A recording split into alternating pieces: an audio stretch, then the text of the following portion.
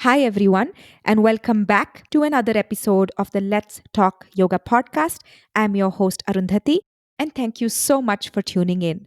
Before I dive into today's episode, I just wanted to say a big thank you for all the love and support that you've shown for our podcast.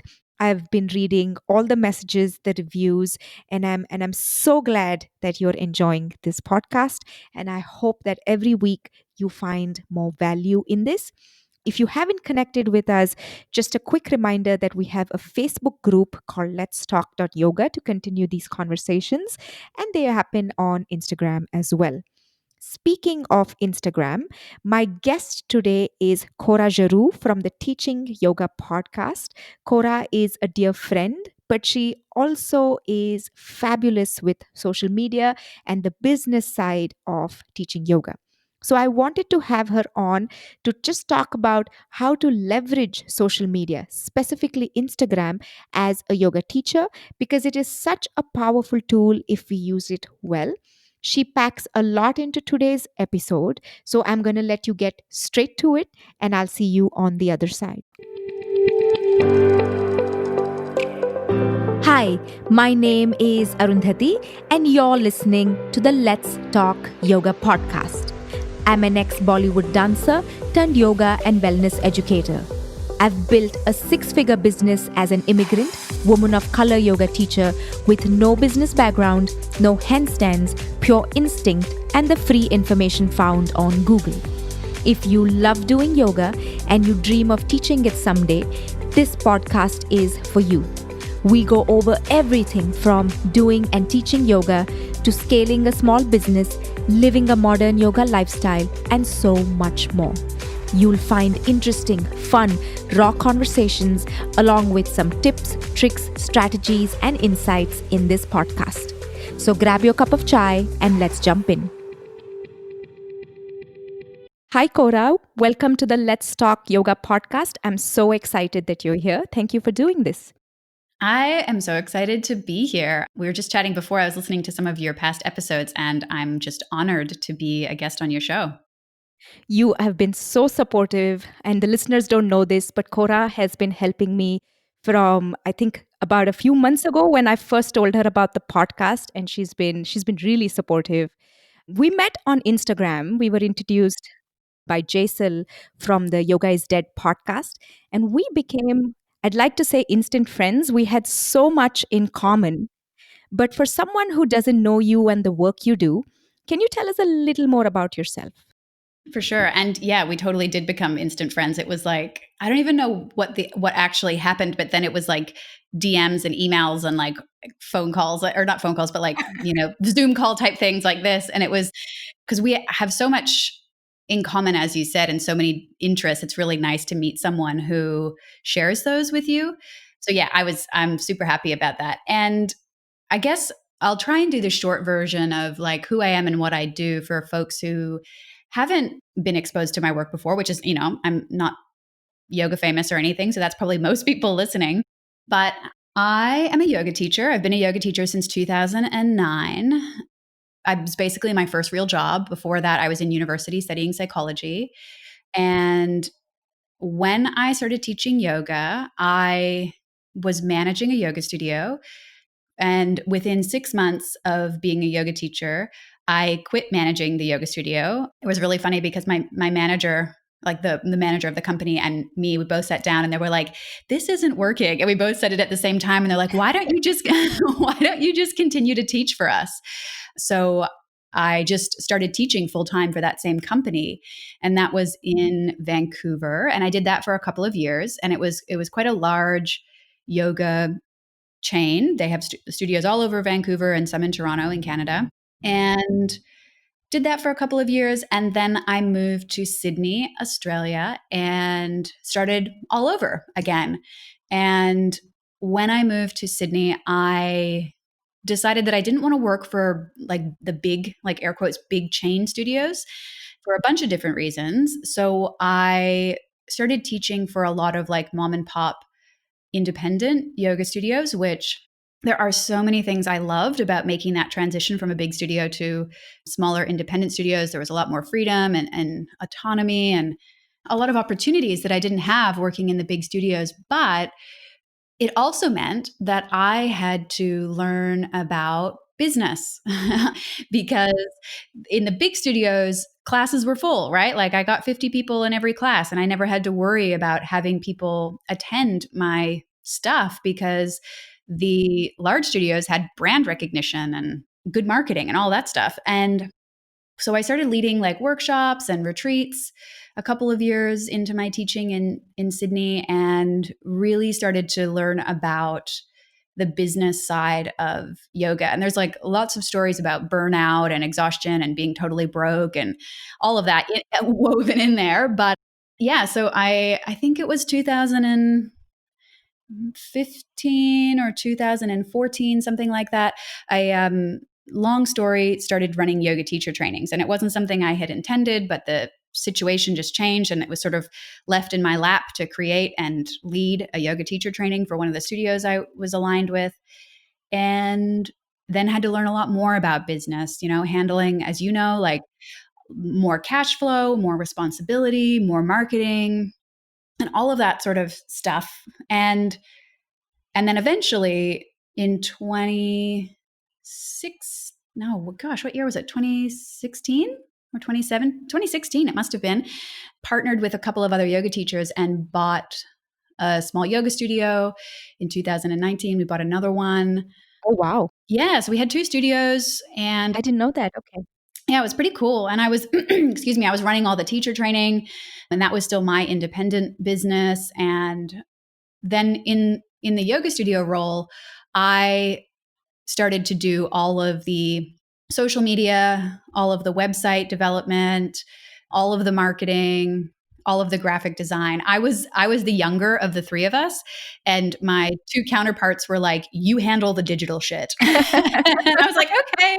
I was like, "I'm a millennial, I can do that." So I sort of was thrown into the deep end and had to learn a lot of these skills on a bigger level, and found that I really, really loved social media and graphic design and marketing and web development. And it was something that I didn't really think I would love, to be honest, but it turned out I did. And then fast forward to now, at the end of 2019, I left the yoga studios, and I had a stroke of luck because one of the reasons I was leaving was that I wanted to focus more on digital, more on online.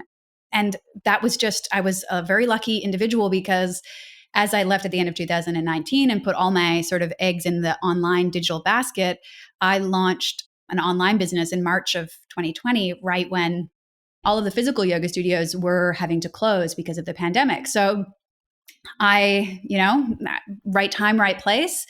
And I launched a mentoring membership for yoga teachers in March of 2020, and have been doing that full time since, and running a podcast and that kind of stuff. Talk about perfect timing. I didn't know you started the platform in March. I thought it was a few months older. Mm. It was slated to launch, I think, on March 24th of 2020. And I had that launch date for, I think, 3 months. And I launched my new podcast because I ran a podcast for the studio as well.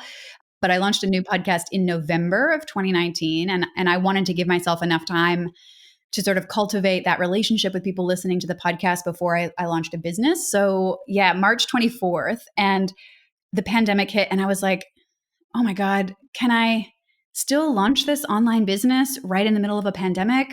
But I thought it's supporting yoga teachers was the whole goal of it. And I was like, well, I feel like yoga teachers need support right now, and I'm just going to go for it. So yeah, it was March 24th was when we opened the doors for the first time. And yeah, we had, I think, like 5 times more people than I originally thought we would get sign up. That's So great. yeah. I think in March, April, a lot of yoga teachers, and we spoke about this on your podcast, right? A lot of yoga teachers suddenly had to become small business owners and figure everything out on their own. So I think your timing was perfect. I wanted to have you on for a number of reasons. And you're super passionate about the business side of yoga, right? You help navigate, grow, and scale their teaching careers, but you also do a really great job on social media. And I was hoping we could use the time today to leverage off your experience and talk about how yoga teachers can really use social media and probably Instagram in this conversation really effectively. I think social media has become an undeniable part of modern yoga in many ways for teachers. And I think it's like the LinkedIn of our times for us teachers. So that brings me to my first question. Since you work with a lot of teachers, what are some of the common reasons you think yoga teachers don't want to use social media? Yeah, I'm so glad we are talking about this. I'm so passionate about it for so many reasons. So I will try and like not get on my high horse here and just keep a level head. But I think there are a few main reasons why teachers sort of struggle with the idea of social media, but there are a few that are the most prominent. The very first one that kind of go together is like not wanting to be visible and not feeling comfortable with self promotion. So it's a really tricky thing that a lot of teachers struggle with, and imposter syndrome, right? So it's like we'll just lump those all together in like the emotional side of putting yourself out there as a yoga teacher who has something of value to offer and sort of planting your flag in the sand and saying, I am here, this is what I do, this is who I help, and this is how you can pay me for that. you know? And I think a lot of teachers really struggle with just being visible, especially newer teachers. I've had so many conversations with newer teachers about their previous, or not previous, but like their non-yoga friends and family, and feeling really unsure of how their non yoga friends and family will perceive them if they're saying, hey, I'm a yoga teacher and this is what I do. So I think that's one really big thing. And, if you're listening and that's you, just start a different Instagram account and don't let your friends and family on that one and use it just for students. Like if that's your fear and that's what's holding you back, sidestep it and take a different strategy. You don't have to have your friends and family involved in what you do professionally unless you want to. I think there are benefits to doing that because they'll be your biggest supporters most of the time. Yeah, so I think that's the big reason. The second thing is just like saying every yoga teacher in the world is already on Instagram. So how can I possibly stand out? That's a big one that I hear a lot from teachers, is thinking that, like, air quotes, they don't want to add to the noise. Yeah, and I think, look, there are so many yoga teachers on Instagram, as you just said. It's like the LinkedIn of 2020, or our generation. But also, each individual human being will have a slightly different take on a particular topic. So just because I have a podcast doesn't mean that you having a podcast isn't also of value, and vice versa, right? It's because you'll have a slightly different perspective than I will. So I think for anyone out there who's saying that to themselves, like, well, everyone and their dog is already on Instagram, I don't see why I could add anything different. It's just because of your unique history, your personality, the experiences you've had, the way you think about things. You can add a different slant on things without even trying. Like, you don't have to try and be different, but just by being yourself, you will offer something unique. And there will be people out there who really resonate with that, who, there are going to be a lot of people who like your podcast and don't like mine. And that's okay, right? It's just how the world works, is people gravitate towards what resonates with them. So I think those are two big ones. And then the third is just like, what do I post and how do I do it? And that sort of like technical side of not knowing exactly how to add value. And I think that's the easiest to learn because there's no sort of emotional baggage to work through. It's just like learning strategies of how to add value and how to connect with people online, which most of us do in real life. So we just have to translate that to a digital format. So those would be the big three, I think. Those are great points. And I really think what you highlighted, right? The self promotion part of yoga, that's the hardest part. And it takes a little getting used to as a new yoga teacher. I know I used to struggle with it when I opened the studio 7 years ago. I used to be so apprehensive to ask people to pay for classes. I would actually beat around the bush and finally get to it. But I think you're right. There's enough for everyone, even though there are millions of people engaging with yoga on the platform, I still think there's enough for everybody. And there will be people who resonate and there'll be people who don't. So, do you think, Cora, that Instagram is the best platform today for yoga teachers over, say, Facebook, TikTok, Snapchat, or are there better or equal platforms out there?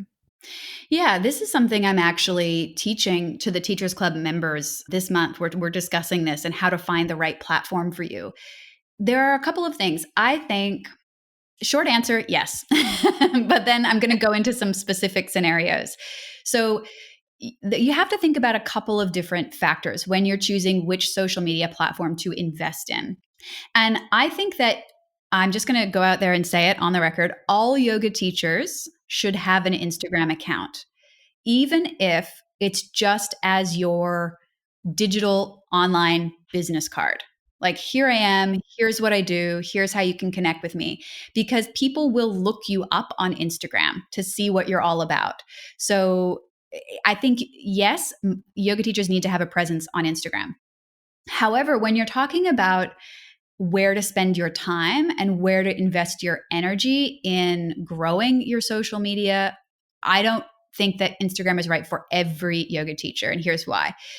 You have to look at the students that you want to reach. So, if we look at Instagram, the majority of the people on the platform are between the ages of 25 and 44, right? So, and it really boils down to the most people who are on the platform are like exactly my age. They're 34 years old. So, if your target market, sorry, yoga teachers, if your student base, we can talk about it in business language or marketing language or yoga language, it's the same thing. If your student base falls into that demographic of being like 25 to 44 years old, there's a fairly even split on Instagram between male and female. And they don't have other genders listed in the statistics. Maybe that will be coming, but for now we just have that binary split for gender, so excuse that reference. But so if your demographic is the people who you want to work with, the students that you want to serve, if that's where they are, then invest your time in Instagram. However, if you serve an older population, like let's say 44 and up, and you're working with seniors or you're teaching chair yoga or you're really looking at an older demographic, you need to be on Facebook. So, as much as you might hate it yourself personally, you have to go where your students are. And if you're working with an older population, they're on Facebook. So you definitely want to have an Instagram profile, like a business card, but be on Facebook as well so that you can actually be where your students are. If your demographic is under 25, then the couple of things, probably if we had recorded this 2 months ago, I would say be on TikTok because that's where the younger generation is. But TikTok is probably going to get banned from the States. So, and it's been banned in India. Have you heard anybody talking about that being banned in India? Oh, yeah. Yeah. My administrator, Jamie, and I, we've been going back and forth on to do TikTok, to not do TikTok. We heard there were some security issues, and then India banned it. And now we're just like, we've dropped. And I also think I'm a little too old for TikTok. Yeah, and you've got But to feel comfortable on the platform too, right? yeah, and so we've decided at this point to not pursue TikTok and to stick with Instagram and see what happens. Yeah, I'm not pursuing TikTok either, basically because it's too risky. And so I think if you're serving like a younger generation that's under 25 and you are not in the USA or India, maybe go on TikTok. Like if you're working with teens or anything like that, I think it could be valuable still, but don't put all your eggs in one basket. And there is a really important thing that I know you haven't asked this, and I can't remember, it might be in the questions, but for any yoga teacher out there, I just feel it's like public service announcement that I have to say this is make sure that you're not only investing in social media because you don't own that platform. And if something happens, like TikTok gets banned and you've spent the last 3 years building up this like incredible following on TikTok, you actually don't have control over those followers. They're just gone if TikTok was banned and you can't access them anymore. So no matter what social media platforms you're on, you also need to be building an email list through your social media. Yeah. So I just had to say that in there just because I don't want that to happen to anyone. So yeah, so I think Instagram is a yes, it's like a business card. If your demographic is older, you also need to be on Facebook. If your demographic is younger, like maybe Snapchat, but it's the use of Snapchat's actually dropping, so people aren't using it as much, probably because of TikTok and Instagram stories. Yeah, so that's sort of my 2 cents. I hope I answered that question. Oh, you absolutely did. And I could not agree more about older generation on Facebook. Like my dance studio does really well on Facebook. Like Bollywood has grown only because of Facebook, to be honest. And 90-95% of my studio clientele, they're not on Instagram. So I'm connecting with mostly a new audience. So that is really important. And someday, Cora, I hope you'll come back and we'll do a whole episode on building an email list. Totally. But yeah, no, that was great. I've had to make mindset shifts with social media and my relationship with it over the years. I used to love it, hate it. I went through moments where I couldn't live without it, then I couldn't live with it. Did you love it from the start? Did you notice that you had to probably convince yourself to love it and use it? How was that for you? Yeah, so I'm a rare breed. I love the internet and I love social media and I love all things digital. And I did from the beginning. So most yoga teachers that I talk to, like, just pray and hope for the day that they can outsource their social media to someone else. If you are a yoga teacher and you love social media, you could set up a very successful business doing social media, like as an agency for other yoga teachers. I've worked with other businesses to do their social media, and the offers keep rolling in. I don't currently do that, but if someone out there is into it, it's a viable business. I love it. So the main I love two platforms the most. It's Instagram and Pinterest. Pinterest I'm only really starting to understand for business, but I just used it personally as a individual. But yeah, I love Instagram and social media because it allows you to be expressive and creative and connect with people. And I'm not going to lie, I like the dopamine hit of putting something out there and having people respond to it. So it's like you can get feedback, like instant feedback about what resonates with people. In the olden days before social media, and I have done marketing, like print marketing and like non-digital marketing, and it just doesn't provide you with the same level of feedback and analytics, and it's so much more expensive. So it's like when you take an ad out in Yoga Journal magazine, or when, like, we used to put, I didn't condone this, but we used to put advertisements at a local cinema. You never really know how impactful your work has been or how much it's flopped until you've already spent the money. And sometimes it's very difficult to measure directly where people hear about your business through those marketing channels. Whereas with social media, it's instant. You can say, well, this really resonated with people, and well, that really didn't. So I've always loved it for like the self-expression, for the feedback and the analytics that you can get. And yeah, I'm not going to lie, just as a user, it's like, well, we can talk about this later, but I have had problems with Instagram addiction because there is that feedback and dopamine loop. But yeah, there's also a lot of strategies that I employ to keep that under wraps as well. But I've always loved it. I'm an outlier in that, I think. Oh, wow. Okay. I kind of thought everybody goes through this phase of hating it, then loving it, then not wanting it. But I'm going to go back to something you just mentioned. You spoke about outsourcing social media, right? Do you think that new yoga teachers should they start outsourcing right away, or is that something that people should do down the line, or rather consider doing it down the line? Like, I personally don't outsource my social media. I think I want to be the one connecting with the audience, and I enjoy it too. But I have another friend who's just started off trying to teach on her own after the pandemic, and she hates social media, and she's just outsourced it. And I keep telling her, you're not going to connect if you're not there. An intern can't be you, and people want you. So I'm just curious to hear, do you think new teachers should be outsourcing, or should they first try it, give it some time, and then see? Yeah, I've got a fairly strong opinion, and that's of today. I mean, maybe it'll change in a year or two or three, but right now, I feel like in business, which social media I'm including in that, You really need to learn something yourself first before you outsource it. So And true. yeah, it doesn't mean that you have to love it. It doesn't mean that you have to do it forever. But I think that if you outsource something without understanding it first, there are a lot of problems that can come up. The first one is that you don't really understand how to have a conversation with the person who you're outsourcing it to see if they're being effective or they're getting the results that you want, because you might not even be aware of how to speak the language or what metrics are important or that sort of thing, or what you were doing yourself and the results that you were getting as a baseline. You won't have that to then see if the person you outsource to can actually replicate what you were doing or improve it. So I think that yoga teachers should, and this goes for any business person, but yoga teachers are our jam.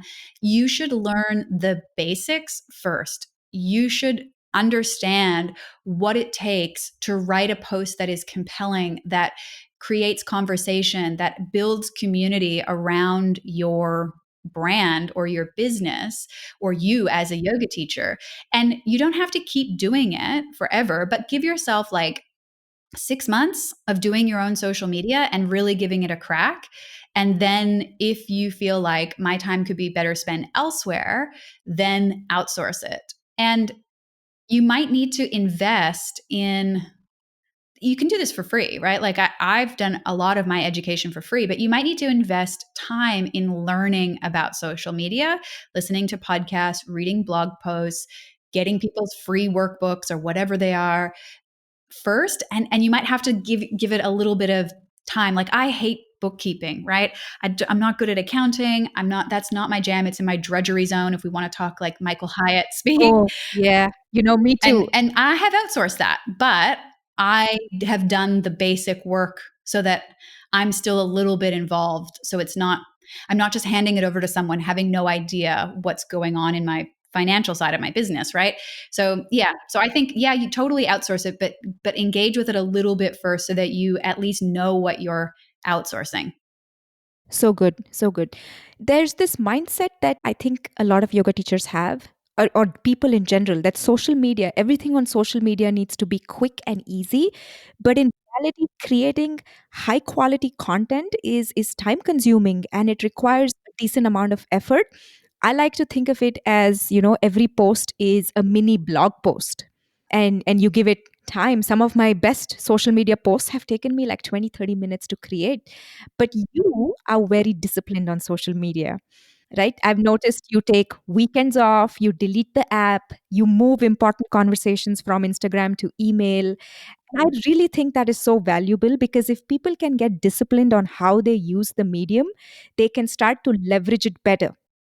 Do you have any advice or tips for someone who wants to start posting on social media?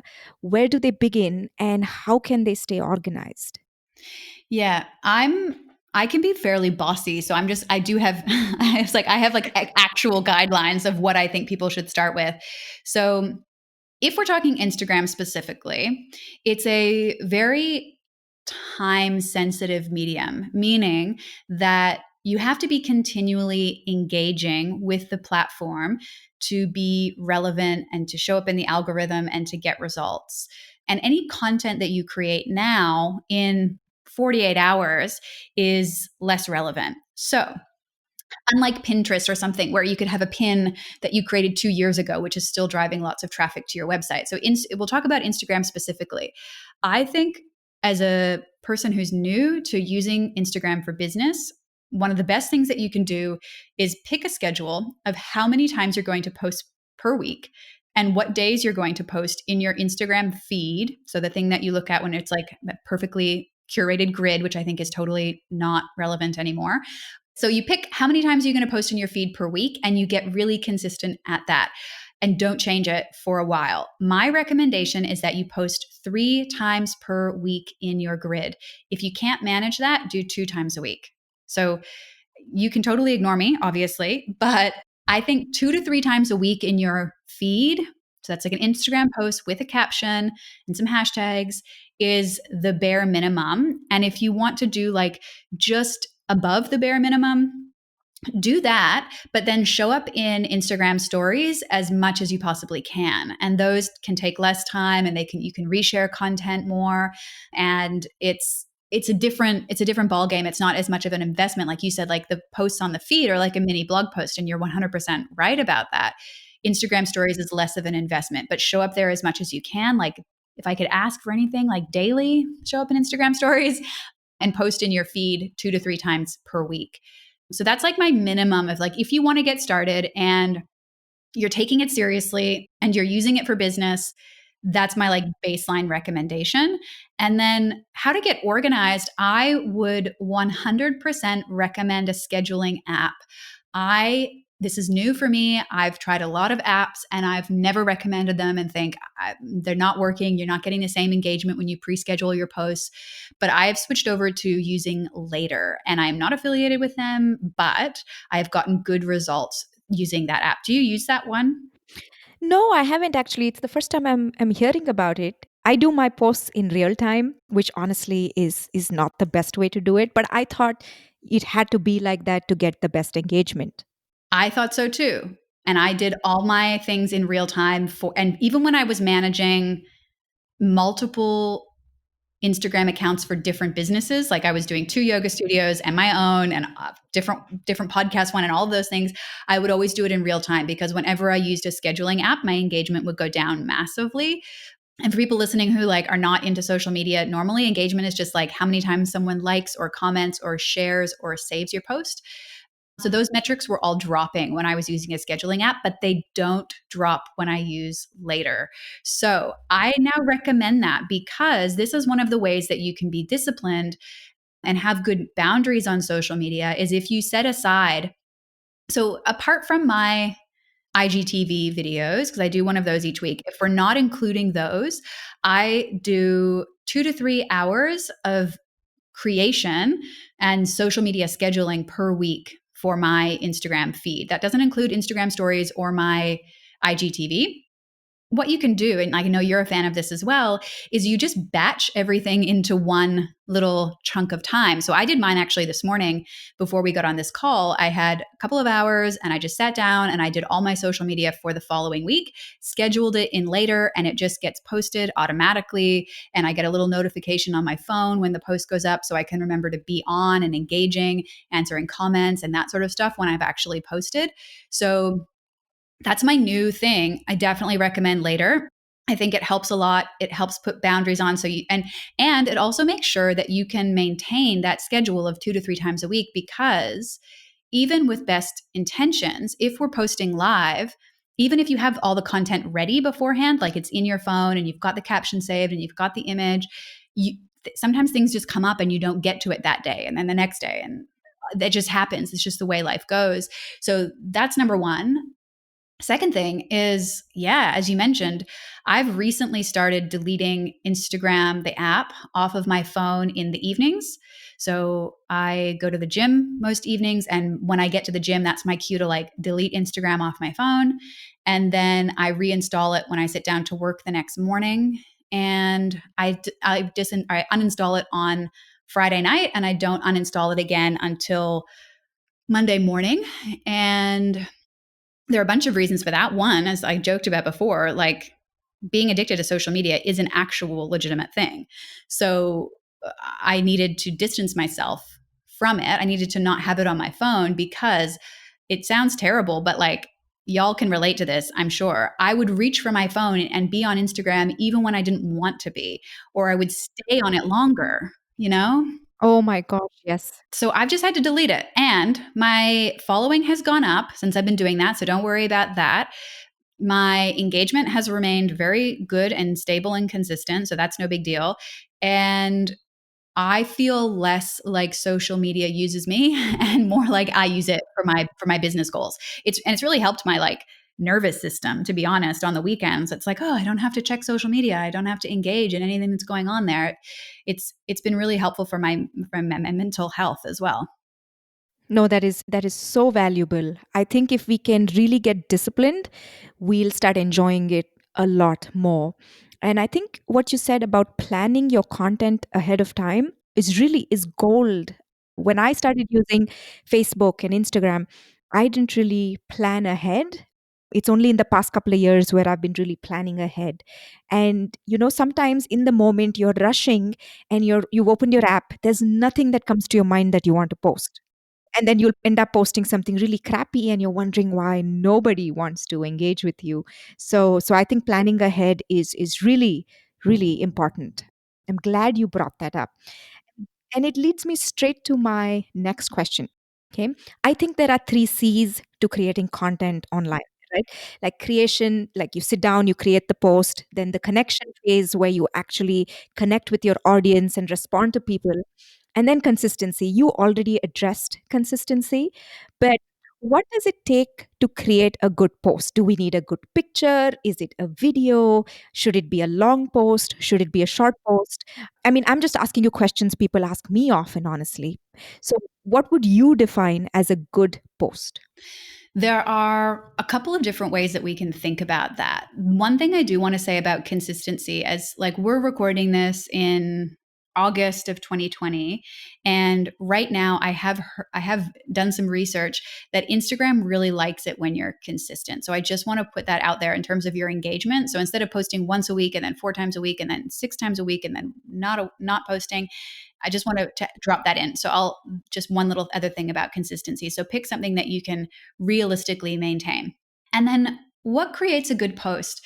So I think that there's not just one thing that creates a good post, but one thing that you can have in mind in every single post that you're creating is who you're creating it for. So the community that you're building on social media, everything that you put up there and post and take the time to create is for your community. So, can you ask yourself before you post something, is this adding value to the person that you want to share it with, the community that you're building?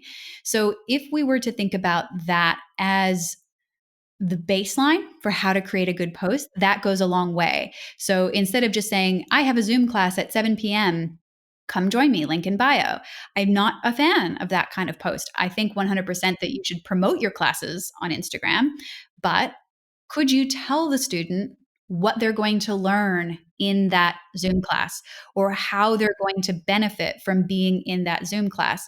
Because we all know that your class will add value to them, but we need the post to add value to them as well. So, that's one thing, adding value, thinking about who you're creating it for. I'm just nodding my head so hard as you're saying, write for them, tell them why they would benefit. That is so powerful. hmm And that's a good little marketing idea, marketing 101, like sell the benefits of what you're doing, not the features. Like the features is like 60-minute half a class via Zoom, whatever. The benefits are like I haven't been teaching this year because I have a silly non-compete that I'm navigating. So I have to get back into my like actual yoga asana teacher mind space. It's like benefits would be something like releasing shoulder and neck pain or, whatever it is that you're focusing on. So yeah, so writing for them, talking about the benefits and adding value, and then I don't think every post needs to be super, super long. I do often write quite long posts because that's my style. It's part of my brand that I actually teach on Instagram quite a bit, like teach different things on Instagram. But you can think about it in four sort of different categories. There are more categories than this, but these are the four that I sort of work with. So the first type of post that has been really effective for me is what I would put under the category of inspirational. So an inspirational post is really part of your story as the creator, the Instagram account holder, the yoga teacher, part of your story about what life was like at one point, something about how your yoga practice helped you through that, and then where you are now. And why that adds value to your community member is if they identify with the part of that caption about what life was like before. Like, let's say you just got migraine headaches and what the ramifications of that, and then a certain yoga practice that really helped, or even like a meditation technique that helped you have acceptance around those headaches. And then now what your life is like that you've worked through that issue. If anyone in your community resonates with having migraines, you're adding value to them because you're giving them hope that they can get through it, and potentially even giving them a pathway if you actually share the practice that helped. So that can be one way of creating an inspirational post. Another way is the same sort of format, but sharing a student story. So, like, Jenny used to not be able to get up and down from the floor and play with her grandkids. We've been working on hip and ankle mobility in classes over Zoom. And Jenny just sent me this photo of her and her grandkid playing whatever kids play on the floor. I don't have children. Me I too. don't know. So I don't know that's what why I'm happens down there. laughing. Yeah. So that's one category I think that makes a really powerful post is inspiration, whether it's your story or your student stories. Another one is educational. And this is where I sit a lot, is teaching something. So going back to that same example, you could teach, whether it's via a video or via your caption or even via a carousel image on Instagram, the ones where you swipe, where you can have like different poses. You could teach the mobility work that you helped Jenny with. You don't have to say it was Jenny, but like, hey, here's some mobility to help you get up and down on the floor. Yoga Detour, Cecily from Yoga Detour on her account really focuses heavily on educational content. So if you're wondering what that looks like, she teaches on her Instagram. So that's another category. And you can do that with video, static image, lots of different formats. And then the next category is entertaining. So I don't do heaps of entertainment posts just because it's not like totally my personality and my brand, but it would be things that like create an emotional response in your community. So something funny, like there are actually a lot of really funny yoga memes out there. And I've seen them. I've seen yeah, them. Oh my gosh. Yeah. there's some pretty good ones. So like that would be a type of entertainment content that you could put out there, or a funny story, or maybe you are an actor in a previous life and entertainment is something that you can really get behind, then you can add value to your community that way. And I always forget the last one that I teach. So we've got educational, inspirational, We've got entertainment. story. I mean, but you put that in inspirational, correct?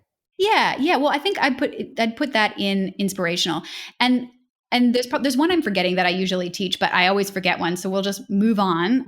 But I think that there are more types, but those are just some ways that you can start to think about, where does my content fit in terms of what am I actually offering? So it's like once a week, you could teach something.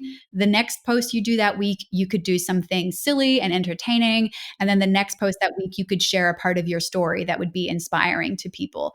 So, and I think there are some that like I use where it's just connection, and you just like, I often just ask questions on my Instagram. That's a really quick and easy way. Like I put a post up the other day of me in shoulder stand saying, hey, do you guys practice shoulder stand anymore? If so, do you use props? What's going on for you?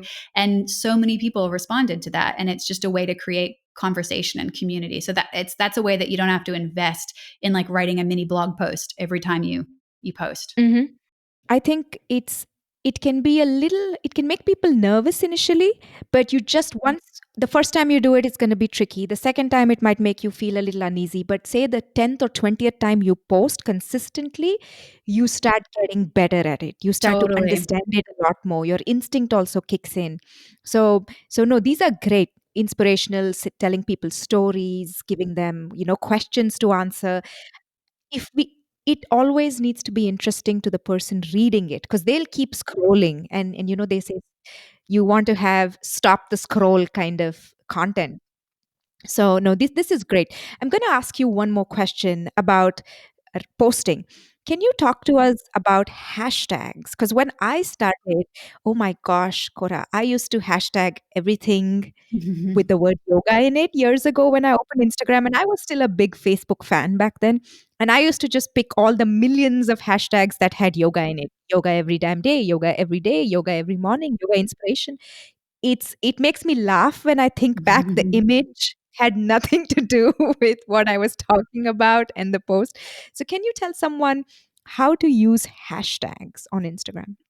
Yeah, I love hashtags. I think I'm like an outlier in that as well. So, for anyone who doesn't really get it, hashtags are like keywords if you're thinking about search engine optimization like you would do on Google. So if you're optimizing your website for keywords and you're trying to appear for, yoga studio Seattle or yoga studio Sydney or whatever, yoga teacher Sydney, hashtags function the same way on Instagram. So if someone is searching for you, but they don't know it yet, or your content or content like yours, hashtags are how you actually show up in the person's search. So if someone puts in yoga into their Instagram, all of the posts that have been hashtagged yoga will show up, which, as you said, is kind of hilarious because, millions of people have used that hashtag yoga. So if I did a post right now and it said hashtag yoga in it, and I looked at the recent posts on Instagram that have used that, mine would be already like at the bottom of the page just because so many people are using that hashtag and it's in chronological order. Part of it's in chronological order. So that's what hashtags are. And then I'm a big fan of them in that I think that they really can improve your reach when you're looking to connect with people who don't already follow you. So I think I heard this quote on a podcast not long ago, but only 2% of your Instagram followers will be shown your post, which is scary because you're putting time and energy into it and building this following, and only 2% of the people will actually see it. So hashtags are one way that you can increase that visibility, especially to people who don't follow you. I like to think about hashtags in 3 different categories. And I try to include hashtags from each category in each post. So you have your comfort hashtags, you have your stretch hashtags, and you have your leap hashtags. Comfort hashtags are ones that you are very likely to rank for. So when someone types in that hashtag, it's very likely that your post will show up. Stretch hashtags, it's iffy. Maybe your post will show up, maybe it won't. So you've got like a 50-50 chance. And then your leap hashtags are ones that it's very unlikely that your post will show up, like how we were talking about hashtag yoga. But if by chance your post does show up in that hashtag, it could get you a lot of traction. And how to find out which ones are which is you have to do research, and it's time consuming, but totally worth it. And once you do it once, you don't ever have to redo the whole thing. You just need to update it. So it's time intensive in the beginning, but then it becomes easier and easier as you go on. So when you're looking for your comfort hashtags, if you're researching hashtags in Instagram, so you actually are in the app, you're typing in, like, let's say the hashtag accessible yoga. You type that into your search bar and you look at the top posts that are ranking for accessible yoga. You look at how many likes they have and how many comments they have. If the posts that you create on Instagram already get a similar amount of likes and comments, it is very likely that your post will rank in the top section of that hashtag. So that's how you figure out what your comfort hashtags are. And then I would include you. So, like, again, this isn't for everybody. This is not the advice everybody gives, but it's what I do and what I recommend to my students is that you put the full 30 hashtags in each post. Oh, wow. And you Okay. do 10, you do 10 that are your comfort, you do 10 that are your stretch, and you do 10 that are your leap. So if you're looking for stretch hashtags, the people who are ranking for those or the posts that are ranking for those typically have a higher number of likes and comments that you have, but it's not exaggeratedly high. And then in your leap category, it's like they're getting 5,000 likes and 2,500 comments per post, and you're getting 100 likes and 10 comments per post. So it's very like it's far away from where you are in your Instagram account. So I tend to think put 30 hashtags in the first comment. I would not put it in your post. And the cool thing about Later, that app that we talked about, is you can put the hashtags, you can schedule them to go in the first comment. So I like that about that. Oh, interesting. Yeah, it's cool. And I would put 30 in that comment and you max it out and you put 10 in each category, which gives you quite a balanced approach to where your post will show up. I know that like a lot of big brands will say you should only use like 2 or 3 hashtags in each post, or maybe like, 4 hashtags or 5 hashtags at the most. And I'm just a realist and work with results. And I've found, like, I just want to ask, okay, if I put 3 hashtags in a post, my engagement goes down. Not as many people see it. Not as many people relate to it. So it's like, well, I'm not getting results with that strategy. So for as long as, maxing out my hashtags in the first comment is working for me, I'm going to use it and recommend it. I think it's cool for big brands who have like 2 million followers to put one hashtag in, but I'm a little guy, I'm the underdog. I need to take as many opportunities as I can get. And most yoga teachers, unless you're Insta famous, are in that same thing. So, I mean, take the opportunity where you can get it and max it out. No, that's great advice. I mean, I don't do 30 hashtags because honestly, I just run out of patience after the first 10. But next time I post, I'm going to be like, okay, remember what Cora said? And that brings me to my last two questions here. If you had to tell the listeners to go make one post on Instagram like tomorrow morning, and you had to give them a suggestion, assume you're telling a new yoga teacher or somebody who's been teaching for a couple of years, what would that post be? Mm, easy. A long format introduction to you as the individual. So we know all about ourselves, right? And we think that everyone who follows us on Instagram probably knows all about ourselves and our story. But chances are people don't really know your story unless you've told them, and you've told them recently. So it also, gets lost in your feed. Someone who starts following you now won't see an introduction post from 6 months ago. So I would write like who you are and what you do, and be as personable and as vulnerable as you feel comfortable with sharing on social media. Everyone's boundaries and tolerance for vulnerability on social media is different. So do what works for you, but let people in to who you are and what you do. Like some about like your hopes and your fears and your what you really want to achieve in life, and things that you've struggled with in the past, and how your yoga practice has helped you. Like you're writing an introduction to a new friend that you hope would form a long lasting intimate friendship with you. What would you tell that person? And as much as you're comfortable with sharing that on social media, share that in your next post. And if you can, post it with a photo of you making direct eye contact with the camera. So like looking straight forward. If you can, because that is one of the things that will stop the scroll. If you have a photo of yourself looking directly at the camera, that will help engage people, and it actually fits with the post that you're talking about. It's introducing you, who you are as a person. So let someone look into your eyes as you share what you feel comfortable with sharing. That's such a great post. And I think I've noticed this on my personal feed. Whenever I put a picture of my face instead of a random yoga pose, the engagement is much higher because I think fancy yoga poses are just so overdone that nobody cares.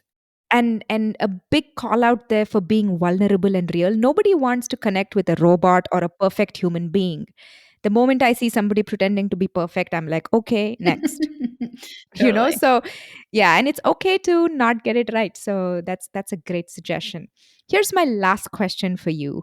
Have you taken any trainings for social media? Do you have any accounts that you follow, books that you read, podcast suggestions? And I'm secretly asking for myself. So for anybody who's really interested in paying attention to social media after this conversation, do you have any resources? Mhm. Yeah. Just like we give shout outs to our yoga teachers when we have learned incredible stuff from them, and we want to acknowledge the teachers that we've had, I need to give a massive, massive shout out to Tyler J. McCall. Oh, So, yes. do you know him? I do. I do actually. Yeah. So he is, for me, the person that I consider in my own business and life the authority on Instagram. I have done his 12-month long membership where he teaches you everything he knows about Instagram. And it's great. It was good value. I recommend it. So he's one of the like main people that I really look up to and follow his advice. He's always also very much on the cutting edge and is aware of like whatever's happening in the industry and on the platform. But I only did his training in 2019. So it was just last year that I did that. And before then, it was really because I've been on Instagram since 2013.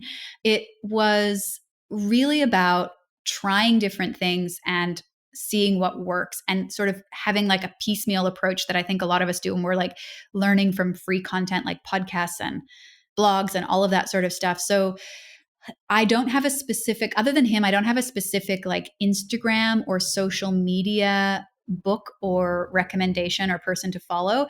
But there are podcasts like Amy Porterfield's podcast. I think it's called Online Marketing Made Easy. She does sometimes talk about social media and have guests on her podcast that talk about social media. And I think it might have even been how I discovered Tyler was through Amy potentially post. I love how I call her Amy, like she's my friend. I used to use her first name. I think that Tyler she might have had him on her podcast or something like that.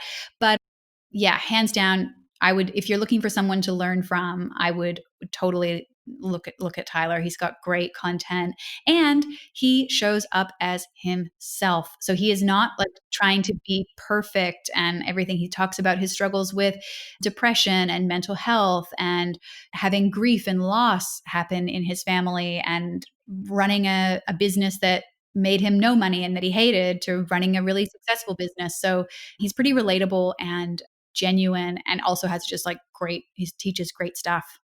That's great. I will make sure to add all of this in the show notes. Thank you so much, Cora. This has been fabulous. I mean, I can talk to you for the next 2 hours about all of this, but I really appreciate your time and all that you have packed into this episode today. No problem. It has been an absolute pleasure to be here. Obviously, I could talk about social media all day. Thank you. I hope you enjoyed that episode. I'll put links to all of Cora's trainings, podcasts, and everything else in the show notes. I'll be back next week with another episode. Until then, remember to rate, review, and like our podcast.